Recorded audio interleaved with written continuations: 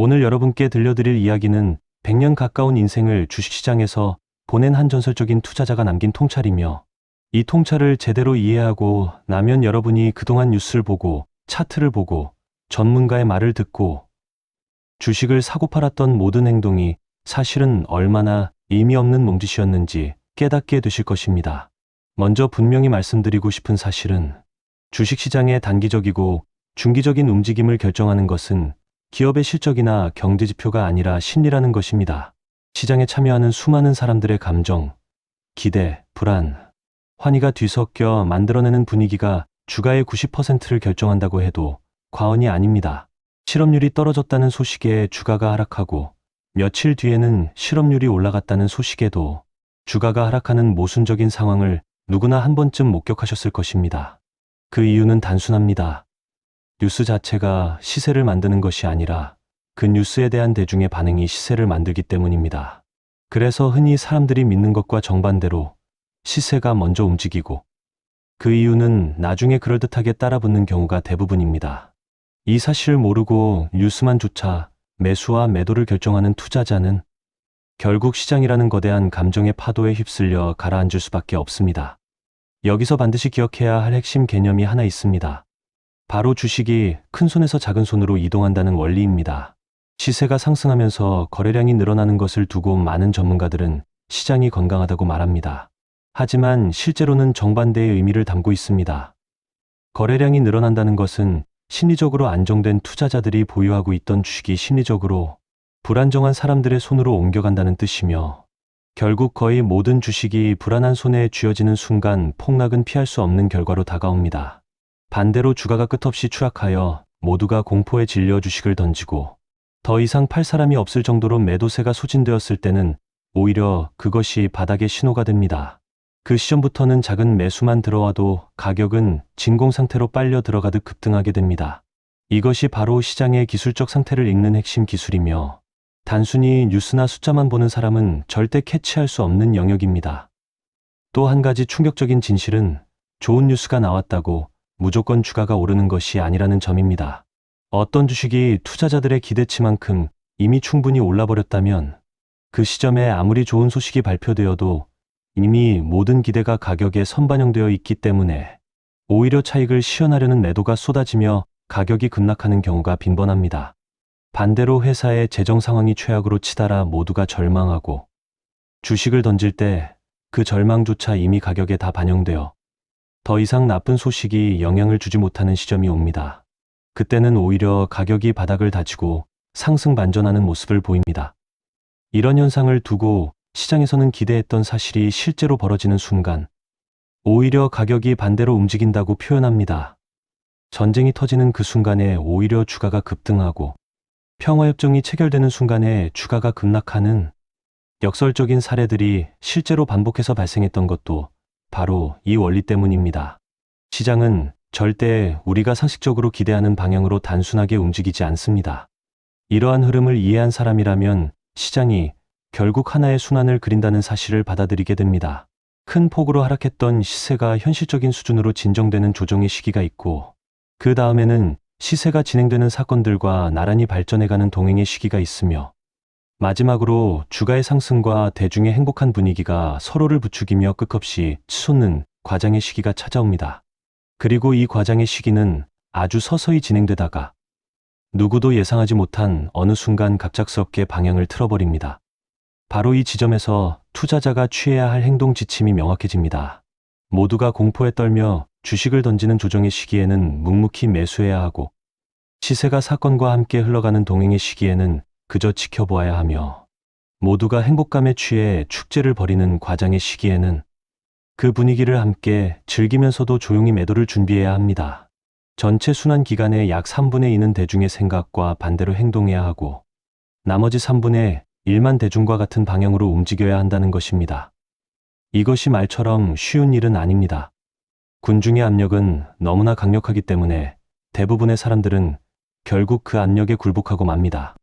그래서 시장에서 소수만이 성공하고 대다수가 손실을 보는 이유가 바로 여기에 있습니다. 투자에서 진짜로 성공하려면 두 가지 조건이 동시에 만족되어야 합니다. 첫째는 자신의 판단이 정확해야 하고, 둘째는 다른 모든 사람들의 판단이 틀려야 한다는 것입니다. 만약 시장 참여자 대다수가 한 목소리로 같은 생각을 한다면 그것이야말로 오히려 위험 신호로 받아들여야 합니다. 다수의 의견은 잘못되는 경우가 많기 때문에 모두가 같은 방향을 바라볼 때 진짜 기회는 정반대 방향에 숨어 있는 경우가 많습니다. 주식 투자가 사람들의 일상적인 대화 주제가 되고 누구나 쉽게 돈을 벌 수 있다고 믿으며 너도 나도 시장에 뛰어드는 시점, 그래서 새로 발행된 주식만 잡으면 무조건 수익이 난다고 믿는 관계의 시점이 바로 가장 위험한 순간입니다. 이런 시기에는 오히려 보유한 주식을 정리하고 시장에서 한 발 물러서는 것이 현명한 선택입니다. 반대로 모두가 주식 이야기를 꺼내는 것조차 싫어하고 증권업에 종사하는 사람들이 부끄러움을 느낄 정도로 시장이 외면받는 시점이야말로 다시 들어가야 할 때입니다. 이 모든 원리를 관통하는 본질은 결국 수요와 공급의 법칙입니다. 어떤 회사가 배당금을 늘렸다고 해서 무조건 주가가 오를 것이라고 믿는 것은 너무 단순한 논리입니다. 그 주식을 사려는 사람이 없다면 배당금을 아무리 늘려도 가격은 오르지 않습니다. 반대로 누군가 그 주식을 시장에 던지기 시작하면 아주 작은 매도조차 가격을 크게 흔들어 놓을 수 있습니다. 결국 투자자가 매 순간 스스로에게 던져야 할 질문은 단 하나입니다. 지금 이 주식을 사고 싶어 하는 사람이 더 많은가, 아니면 팔고 싶어 하는 사람이 더 많은가 하는 것입니다. 이 단순한 질문이야말로 복잡한 경제 이론보다 훨씬 강력한 무기가 됩니다. 또한 기업의 가치를 판단할 때 흔히 사용하는 특정, 평가, 지표를 외워서 기계적으로 적용하는 방식에 대해서도 강한 경고가 필요합니다. 어떤 지표가 높다고 무조건 고평가라고 단정짓는 것은 매우 경직된 사고입니다. 적자를 보고 있는 회사라도 회복의 가능성이 보인다면 오히려 그 지점에서 가장 큰 흥미를 느껴야 합니다. 실제로 적자 상태에서 주식을 매수했다가 회사가 회복세로 돌아서는 순간 시세가 폭발적으로 상승하는 사례는 역사 속에서 반복적으로 나타났습니다. 숫자만 보고 투자를 결정하는 사람은 절대 이런 기회를 잡을 수 없습니다. 투자는 수학이 아니라 심리를 읽는 예술에 가깝기 때문입니다. 심리와 기업의 근본적인 가치, 이 두 가지가 함께 움직이는 방향을 살피는 것도 매우 중요한 기준이 됩니다. 대중의 심리도 부정적이고 기업의 펀더멘털도 부정적이라면 주가는 급격하게 추락할 가능성이 높고, 반대로 둘 다 긍정적인 방향을 가리킨다면 주가는 폭발적으로 상승할 가능성이 높습니다. 둘이 서로 엇갈리는 애매한 상황에서는 방향을 예단하기보다 신중하게 관찰하는 자세가 필요합니다. 투자자가 가장 경계해야 할 적은 바로 군중심리에 휩쓸리는 자기 자신입니다. 주가가 떠나는 기차처럼 빠르게 오르기 시작하면 사람들은 아무 생각 없이 그 기차에 올라타려고 합니다. 이때 무의식적으로 매수 버튼을 누르는 행동이 정말로 자신의 독립적인 판단인지 아니면 군중의 분위기에 조종당하고 있는 것인지를 스스로 점검해야 합니다. 시장에서 성공하는 투자자는 다른 사람의 정보에 의존하지 않고 자신만의 독립적인 사고를 유지하며 때로는 조금 건방진 태도로 다수의 의견에 저항할 수 있는 용기를 갖추고 있습니다. 이것이 결코 미덕이라고 말할 수는 없지만 시장에서 살아남기 위해서는 반드시 필요한 자질입니다. 장기적인 관점에서 본다면 심리보다 더 근본적인 요소가 작용한다는 점도 잊지 말아야 합니다. 결국 시세를 결정하는 두 가지 핵심 요소는 통화량과 대중의 심리이며, 이 두 가지를 하나의 공식으로 정리하면 시세는 결국 돈과 심리의 합으로 표현될 수 있습니다. 돈이라는 요소는 금리와 직결되어 있습니다. 금리가 낮아지면 시장에 유입될 수 있는 자금이 풍부해지고, 금리가 높아지면 그 반대의 상황이 펼쳐집니다. 금리의 효과는 즉각적으로 나타나지 않고 일정한 시간을 두고 시장에 영향을 미치기 때문에 단기적으로는 심리가 결정적이지만 중기적으로는 금리가 결정적인 역할을 하게 됩니다. 그리고 더 장기적인 관점에서는 결국 기업이 가진 본질적인 경쟁력과 성장성이 주가를 끌어올리는 진짜 동력이 됩니다. 마지막으로 가장 중요한 교훈은 투자자는 결코 백과사전이 되려고 해서는 안 된다는 것입니다. 모든 것을 알려고 애쓰기보다는 큰 흐름을 이해하고 결정적인 순간에 흔들리지 않는 자세를 갖추는 것이 훨씬 중요합니다. 빚을 지지 않고 투자하는 것, 군중의 히스테리에 동요하지 않는 것, 손실을 인정하고 받아들일 줄 아는 것, 그리고 무엇보다 시간을 자신의 편으로 만드는 인내심을 갖추는 것이야말로 평생 시장에서 살아남는 투자자가 갖춰야 할 진짜 자질입니다. 단기적인 소음에 흔들리지 않고 군중이 만들어내는 환희와 절망의 파도 한가운데서도 자신만의 시선으로 시장을 바라볼 수 있는 사람만이 결국 이 거대한 심리 게임에서 끝까지 웃으며 살아남게 될 것입니다. 돈이라는 존재를 진짜로 이해하는 사람은 의외로 드뭅니다. 많은 사람들이 돈을 단순한 숫자로 생각하지만 시장에서 평생을 보낸 투자자들은 돈이 인간의 가장 깊은 욕망과 두려움을 동시에 건드리는 묘한 물건이라는 것을 알고 있습니다. 돈이 모든 것을 해결해 주지는 않지만 돈이 주는 자유로움은 분명히 실제합니다. 흥미로운 사실은 정말로 큰 부를 이룬 사람들 중 상당수는 화려한 소비를 즐기기보다 그저 원하면 무엇이든 살 수 있다는 가능성 자체에서 만족을 느낀다는 점입니다. 그들에게는 통장에 찍힌 숫자가 주는 안정감이 실제 소비보다 더 큰 행복을 주는 것입니다. 하지만 이 돈이라는 것은 동시에 인간을 무너뜨리는 위험한 칼날이 되기도 합니다. 돈을 만지는 순간 이성을 잃어버리고 평소와는 완전히 다른 사람으로 변해버리는 경우를 시장에서는 셀 수 없이 목격하게 됩니다. 그래서 진짜 고수일수록 돈을 대하는 자신만의 절제된 태도를 가지고 있으며 돈에 휘둘리지 않고 돈을 다스리는 법을 먼저 익혀야 한다는 것을 본능적으로 알고 있습니다. 초창기 시장에 첫 발을 들였던 투자자들의 이야기를 들어보면 시장이라는 공간이 마치 거대한 카지노처럼 느껴졌다는 표현이 자주 등장합니다. 돈이 공중에 떠다니는 것처럼 보이고 그것을 붙잡기 위한 안테나만 있다면 누구나 기회를 잡을 수 있을 것 같은 착각을 불러일으키는 곳이 바로 초기의 주식시장입니다. 그런데 이 카지노 같은 공간에서 살아남은 사람들의 공통점은 하나같이 충분한 심사숙고를 거쳤다는 것입니다. 시장에는 언제나 자신만이 최고의 정보를 갖고 있다고 주장하는 사람들이 넘쳐납니다. 그들은 약세장에서도 수익을 낼 수 있다고 큰소리치고 미래를 정확히 예측할 수 있다고 자신만만하게 떠벌립니다. 하지만 진짜 실력 있는 투자자는 이런 허풍쟁이들의 말과 정반대로 행동하는 역발상의 자세를 갖추고 있습니다. 시장이 모두 한 방향으로 쏠려 있을 때 조용히 반대편에 서서 기회를 노리는 태도가 바로 진짜 투자자의 자세입니다.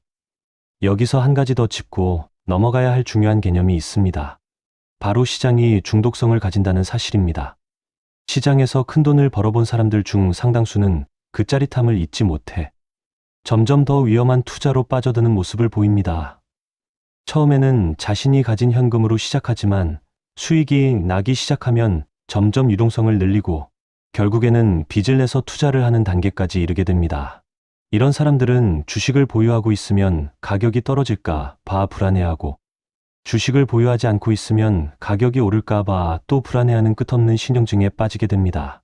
주가가 바닥에서 회복할 때는 신경이 곤두서고 주가가 계속 오르면 혼란에 빠지며 정작 진짜 상승이 시작되는 순간에는 이미 시장에서 빠져나와 있는 경우가 많습니다.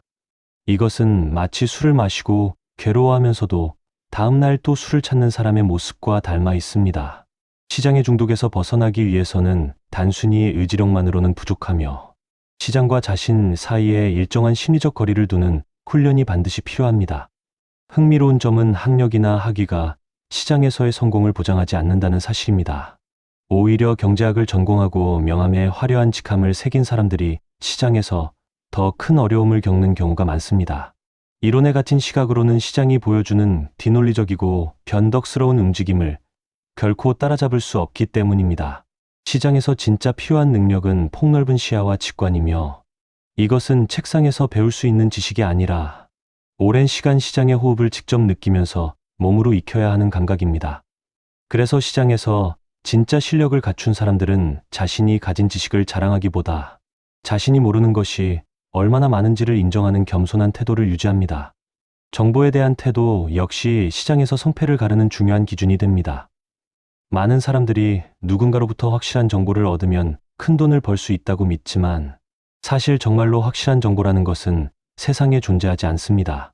어떤 정보를 듣고 투자를 결정하는 사람은 그 정보가 틀렸을 때 책임을 정보 제공자에게 돌리고 자신의 판단력을 키울 기회를 영원히 놓치게 됩니다. 진짜 가치 있는 도움은 물고기를 잡아주는 것이 아니라 물고기를 잡는 방법을 알려주는 것입니다. 즉, 특정 종목에 대한 정보를 얻으려 하기보다 시장이 움직이는 원리와 대중의 심리를 읽는 방법을 스스로 터득하는 것이 훨씬 가치 있는 일입니다. 그리고 한 가지 재미있는 사실은 만약 어떤 사람이 다른 사람들보다 먼저 옳은 판단을 내렸다면 그는 그 정확한 판단을 내린 순간부터 한동안은 주변 사람들에게 어리석은 사람으로 취급받기 마련이라는 것입니다. 시장에서 앞서가는 자는 외로울 수밖에 없습니다. 모두가 동의하는 판단은 이미 늦은 판단인 경우가 대부분이기 때문입니다. 또 하나 깊이 새겨야 할 이야기가 있습니다. 어린 시절 가족이 겪었던 투기의 비극을 떠올려 보면 전쟁이라는 거대한 사건 앞에서 사람들이 얼마나 단순하고 직관적인 논리에 휩쓸리는지를 알 수 있습니다. 전쟁이 터지면 특정 수입품의 가격이 오를 것이라는 너무나 논리적인 예상으로 투기에 나섰던 한 청년의 이야기는 군사적 승리의 소식이 전해지자마자 평화에 대한 기대감으로 가격이 급락하며 비극으로 끝나버립니다. 모든 것이 자연스럽고 합리적으로 보였던 판단이 시장이라는 변덕스러운 무대 위에서는 철저하게 빗나갈 수 있다는 것을 보여주는 사례입니다. 이 이야기가 주는 교훈은 명확합니다. 아무리 논리적으로 완벽해 보이는 시나리오라도 시장은 그 논리를 가볍게 무시하고 정반대로 움직일 수 있다는 겸손함을 항상 마음에 새겨야 한다는 것입니다. 시장의 상승과 하락이 어떻게 시작되는지를 설명하는 오래된 비유 하나도 깊이 생각해 볼 만합니다. 어느 왕족의 약혼 소식이 전해지자 사람들은 막연한 행복감에 휩싸여 별다른 이유 없이 낙관적인 분위기에 젖어들고 그 분위기 속에서 시세는 그럴듯한 근거도 없이 계속 오르기만 합니다. 사람들은 부자가 되고 소비가 늘어나며 경제는 활기를 띠게 됩니다. 그러다 그 약혼이 갑작스럽게 깨졌다는 소식이 전해지자 그 충격은 시장 전체를 휩쓰는 폭락으로 이어집니다. 이 비유가 흥미로운 이유는 사실 왕족의 결혼과 증권시장 사이에는 아무런 논리적 연결고리가 없다는 점입니다. 그런데도 대중의 심리는 그 사건을 계기로 낙관과 비관을 오가며 시세를 움직입니다. 결국 시세를 움직이는 진짜 원동력은 사건 자체가 아니라 그 사건이 만들어내는 대중의 감정적 반응이라는 사실을 다시 한번 확인할 수 있습니다. 시장에는 또한 여러 부류의 참여자들이 존재합니다. 시세가 오를 것이라고 믿고 끝까지 밀어붙이는 강세론자들과 시세가 내릴 것이라고 믿고 끝까지 버티는 약세론자들이 끊임없이 충돌하는 전쟁터가 바로 시장입니다.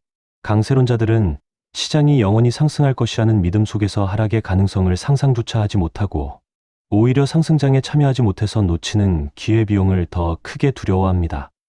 약세론자들은 사람들이 고통받을 때만 이익을 얻을 수 있다는 점에서 다소 냉정한 존재로 보이지만 시장의 거품을 견제하는 중요한 균형추 역할을 합니다. 그리고 이 두 부류와 전혀 다른 시장의 실제 움직임에는 관심이 없고 오직 이론적인 게임 속에서만 사고하고 행동하는 부류도 존재합니다. 이들은 머릿속으로만 이익과 손실을 계산하며 만족을 느끼지만 실제 지갑은 아무것도 느끼지 못한 채 텅 비어 있는 경우가 많습니다. 진짜 투자자라는 직업은 사실 매우 독특한 위치에 있습니다. 사장도 없고 직원도 없으며 누구의 명령도 받지 않고 자신의 판단만으로 모든 것을 결정하는 자유로운 존재입니다. 그는 전화기와 신문, 그리고 자신의 사고력만을 도구로 삼아 시장과 마주합니다. 이런 자유로움은 분명 매력적이지만 그만큼 모든 결과에 대한 책임도 전적으로 자신이 짊어져야 한다는 무게를 동반합니다. 판단이 맞았을 때는 시장이 보상을 해주지만 판단이 틀렸을 때는 시장이 가혹한 벌금을 물립니다. 그래서 진짜 투자자는 끊임없이 스스로를 의심하고 끊임없이 생각을 다듬으며 마치 작가가 자신의 원고를 수십 번 고쳐 쓰듯 자신의 판단을 계속 검증해야 합니다. 시장에는 또한 미신과 직관이 묘하게 섞여 있는 독특한 심리적 영역이 존재합니다.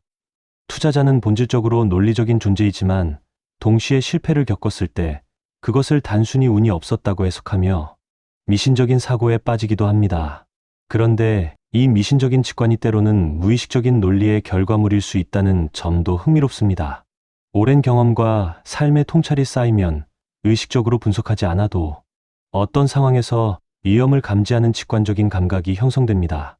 이 직관은 매우 유용하지만 동시에 위험한 함정이 될 수도 있습니다.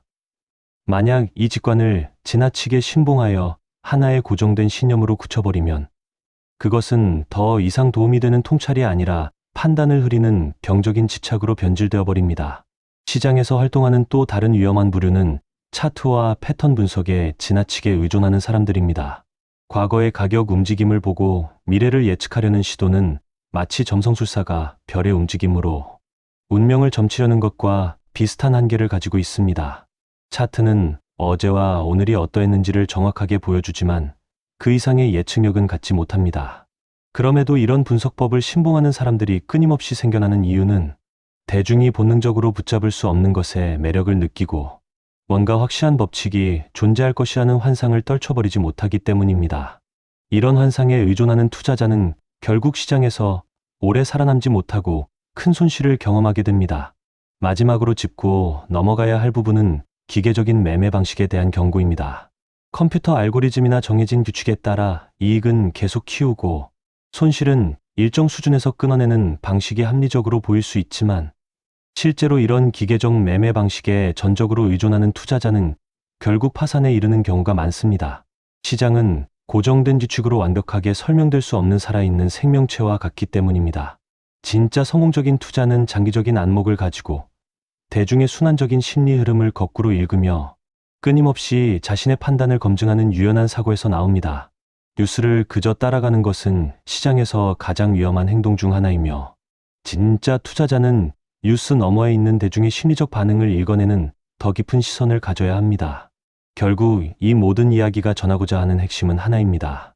시장에서 살아남고 싶다면 숫자보다 인간의 마음을 먼저 읽어야 하며 그 마음을 읽는 능력은 오직 오랜 경험과 끊임없는 자기 성찰을 통해서만 얻을 수 있다는 것입니다.